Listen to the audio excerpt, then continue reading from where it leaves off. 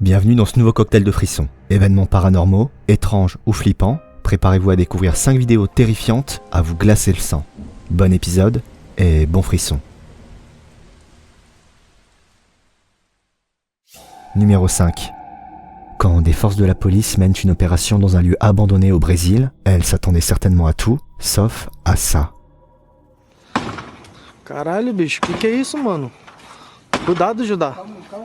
Cuidado, mano, que é isso, mano? Mano, não tem nada. Caralho, mano, que é isso, bicho? Caralho, mano.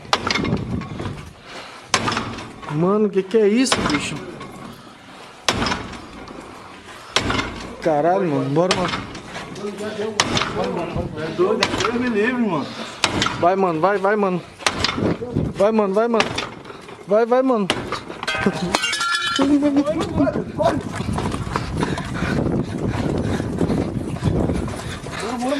Corre. Caralho, mano, que é isso, bicho? Cette porte, qui s'ouvre et se ferme de façon répétée avec vélocité, semble prendre tout le monde au dépourvu. Car si les forces de police sont formées et préparées à tout type de rencontres, cet événement ne faisait certainement pas partie des scénarios envisagés. Numéro 4. Kent est un enquêteur spécialisé dans le paranormal, mais pourtant rien ne le prédisposait à cette activité. De nature assez cartésienne, il s'est retrouvé plongé dans cet univers malgré lui après avoir emménagé dans sa nouvelle maison et expérimenté de nombreux phénomènes inexplicables. Alors qu'il menait une investigation chez lui pour documenter les événements étranges qui peuvent se produire, il va capturer des images assez troublantes. Welcome to the House of Paranormal. If you wanted some evidence of paranormal activity, this is the house to come to. I'm leaving that light on just in case. Is anybody in here? Is anybody in here?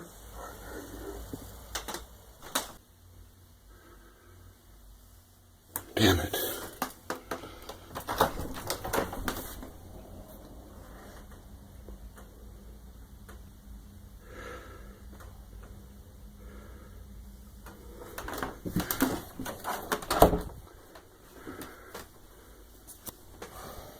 Who's making noises in here?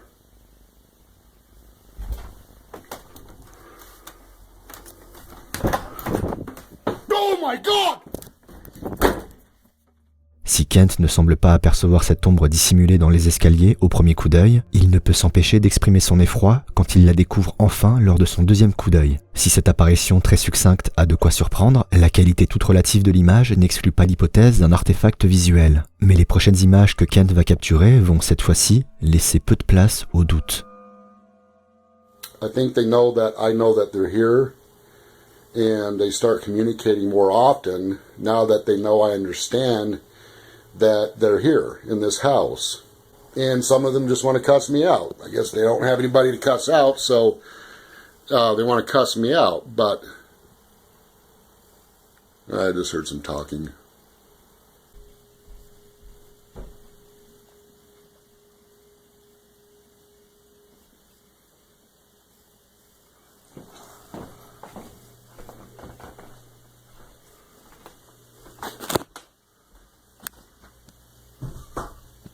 Hello?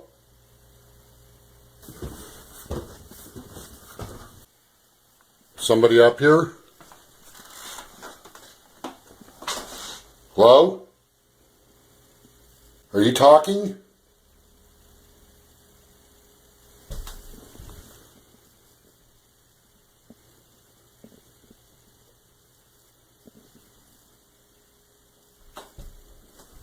What the hell is that noise? Cette silhouette, qui se trouve au beau milieu de la pièce, est pour le moins troublante. Plus étonnant encore, en faisant un arrêt sur image, on semble pouvoir distinguer un visage localisé juste à côté de cette apparition. Si de tels traits peuvent être expliqués par une pareille idolie, l'apparition de cette silhouette semble déjà plus énigmatique et pourrait bien confirmer les propos de Kent. N'hésitez pas à me dire ce que vous en pensez. Numéro 3. Yoshua est le gérant d'une petite épicerie dans laquelle des événements troublants se produisent depuis quelque temps. En effet, l'homme dit entendre des bruits étranges et retrouver des objets sur le sol de son magasin le lendemain au moment de l'ouverture. Un soir, Yoshua entend à nouveau des bruits étranges. Il décide alors de filmer la scène et va capturer ces images. Buenas amigos, bajé porque empezamos a escuchar ruidos y vine a dar una vuelta. Tenía miedo de que estuvieran abriendo la tienda o algo así, pero no. Vean, no hay nada.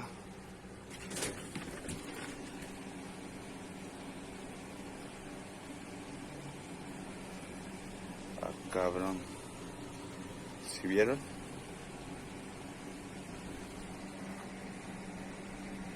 No sé qué pasó, pero mejor me voy, le digo a mi esposa, porque esta chingadera se movió sola. Ya me está dando cosita.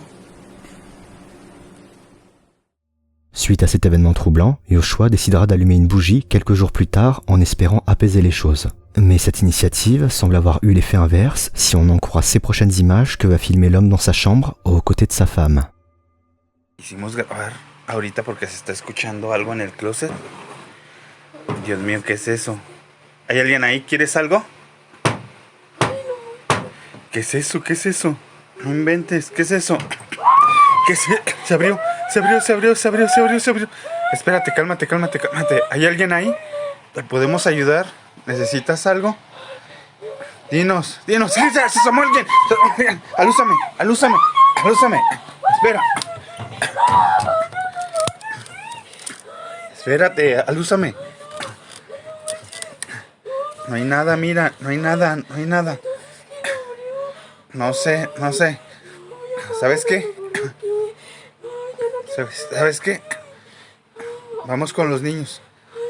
Vámonos con los niños, yo creo, mira. Aquí no hay nada. De este lado tampoco hay nada. Aquí tampoco. Vámonos con los niños, vente. Cette porte du placard qui s'ouvre est pour le moins surprenante, mais un élément encore plus troublant peut être aperçu. En effet, quelques instants après l'ouverture de la penderie, on observe un bref instant quelque chose se dissimuler à l'intérieur. Et en faisant un arrêt sur image, on pourrait presque deviner la forme d'un visage. Mais l'homme ne trouvera aucune trace de cette apparition après avoir fouillé l'intérieur du placard. Se pourrait-il que quelque chose de lugubre ait élu domicile chez l'homme? Ou bien s'agit-il d'une simple mise en scène? N'hésitez pas à me donner votre avis dans les commentaires. Nous sommes à la moitié du cocktail. Si l'épisode vous plaît, n'hésitez pas à me le faire savoir en mettant un pouce bleu sur cette vidéo, ça m'aide beaucoup et ça m'encourage à m'améliorer. Pensez également à vous abonner et activer la cloche pour ne rater aucun des prochains cocktails si ce n'est pas déjà fait. Merci. Numéro 2. Voici les mots qu'écrit une mère avant de m'envoyer une vidéo. Ma fille était seule ce jour-là, elle n'a rien entendu, c'était calme. En revoyant la vidéo, elle a vu ça et s'est décomposée de peur. Bien que la vidéo soit courte, on distingue très clairement une ombre se déplacer dans la pièce du fond, derrière la jeune femme. On peut aisément imaginer sa surprise et son effroi après la découverte de ces images. Si la forme de cette silhouette pourrait faire penser à une vraie personne, ça ne colle pourtant pas avec les propos de la jeune femme qui dit être seule chez elle. Mais alors, si ça n'est pas une vraie personne, qu'est-ce que ça pourrait être? Numéro 1. Paranormal Voyage est une chaîne YouTube qui propose les enquêtes d'une équipe spécialisée dans le paranormal. Durant l'une de leurs investigations, les enquêteurs visitent le Clown Motel qui propose un concept pour le moins unique. Comme son nom l'indique, l'hôtel propose un univers sur la thématique des clowns. Si ce seul aspect pouvait déjà paraître dérangeant, l'hôtel est en plus de ça implanté près d'un cimetière et des événements troublants ont été rapportés par les employés. I was shaking out the sheets like normal and it felt perfectly normal except right down the middle there was like a body. I'm facing to where there's a table and 2 chairs, and I can literally see 2 shadows just sitting right there. And they'll start playing with my bathroom doors. Like I literally will leave the light on the bathroom door and my door's shut. And in the morning when I get up, literally the light's off, door's open. Sometimes they turn on the shower and they flush the toilet. So it's like... I just feel it every time I come in here. Since the very first time I came in here. I had chills. Sometimes I break out in a cold sweat. It's just, I don't know, it's just this room. My employees noticed so many times that hand was like this and it's moved, but not me. Do you think the spirits from the cemetery are the ones that visit the motel, other than the ones that have passed in the motel? Yeah. That's because of all cemetery, yes. Can you stop for a second? Because my chest is burning.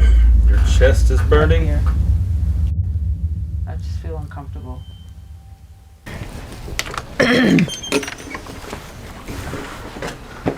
I had to stop. I'm sorry. What's wrong? I got like heart palpitations real strong, and like I feel nauseous, and I feel like I needed to stop talking. Alors que l'enquêteuse s'entretient avec le propriétaire de l'hôtel, elle ressent soudainement un certain malaise. Et si cette réaction peut sans doute trouver une raison physiologique parfaitement naturelle, il est tentant d'y voir un lien avec les différents témoignages des employés. Les enquêteurs décident de commencer leur investigation en se rendant à la chambre 108, considérée comme la plus sujette aux activités paranormales. Ils vont y mener une séance de Spirit Box et les réponses qu'ils vont obtenir sont pour le moins troublantes. One other thing I want to add, the first night that we actually got here, sleeping in this bed where the portal is right now, I woke up 3 times throughout the night. Woke up about 2 o'clock in the morning, 2:30 in the morning, and around 5 o'clock. I know that there was something in this room hovering over me. I know it didn't like me sleeping on my stomach, looking up. The moment I turned onto my left side, it was fine with that. And I mean, I tried for 10 or 15 minutes to fall asleep on my back, and I am a back sleeper, and I was not able to do that in this bed. Who was it that was hovering over me?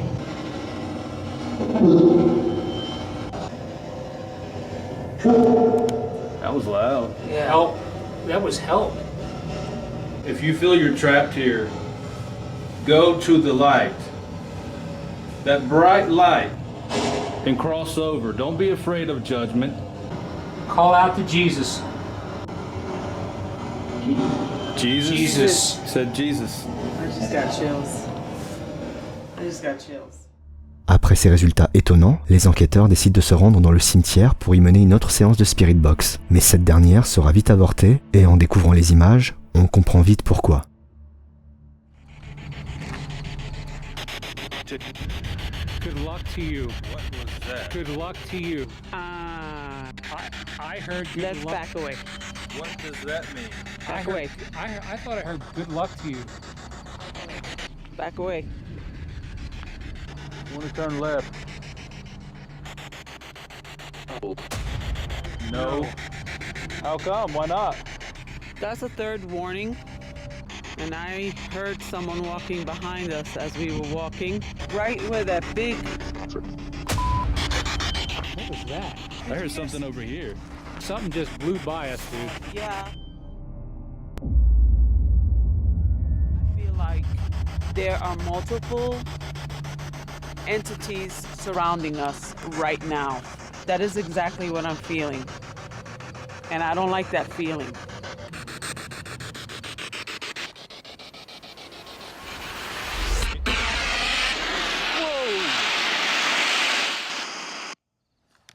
That's a sign. Goodbye. What just happened? I don't know. Told you. Si tous ces événements peuvent n'être qu'une coïncidence, les enquêteurs préfèrent interpréter ces signes comme un avertissement et quittent le cimetière. Ils décident de finir leur enquête en se rendant dans la fameuse pièce de l'hôtel où le clown à taille humaine repose, celui-là même qui aurait été vu en train de bouger tout seul par les employés. Les enquêteurs vont alors inciter les éventuels esprits présents à se manifester, mais hormis une orbe, rien de particulièrement étrange ne sera observé. Et alors que l'enquête s'achève et que l'équipe commence à ranger ses affaires, un événement inattendu va surprendre tout le monde. That was cool stuff, wasn't it? Yeah, I wish his hand would move. Yeah, but you know what? That takes a lot of energy, man. Yeah, it does. Okay, he should leave that one light But on. I will tell you this, from what I've experienced tonight, you guys really have a connection in this room. Whatever else is in this room. Need my help, Jonathan? You know what? I don't have a connection. I don't have a... His hand just moved. Really? It's down. It just moved. I just watched it. Whoa. What happened there? Both hands fell. Both. Thank you. Both hands just moved. Tell This me- camera's rolling. Holy This camera's Tell me I didn't block that. Rule out vibration. We've been all around here. I Oh, literally all night. walked All around night. here All around night. circles. I've walked over there. I've walked and it back has and not forth. moved. Que ce soit le ressenti des enquêteurs, les réponses de la Spirit Box ou encore les mains du clown qui se déplacent, tous ces événements semblent corroborer les différents témoignages des employés et confirmer l'étrange réputation de cet hôtel. Alors si les clowns ne vous dérangent pas, si les cimetières ne vous intimident pas, et si la visite d'éventuels esprits ne vous effraie pas, les portes du Clown Motel vous sont grandes ouvertes pour un séjour que vous ne risquez pas d'oublier. C'est la fin de cet épisode, j'espère qu'il vous a plu. N'hésitez pas à me dire dans les commentaires quel extrait vous avez préféré. Quant à moi, je vous retrouve très bientôt pour un nouveau cocktail et de nouveaux frissons. A plus.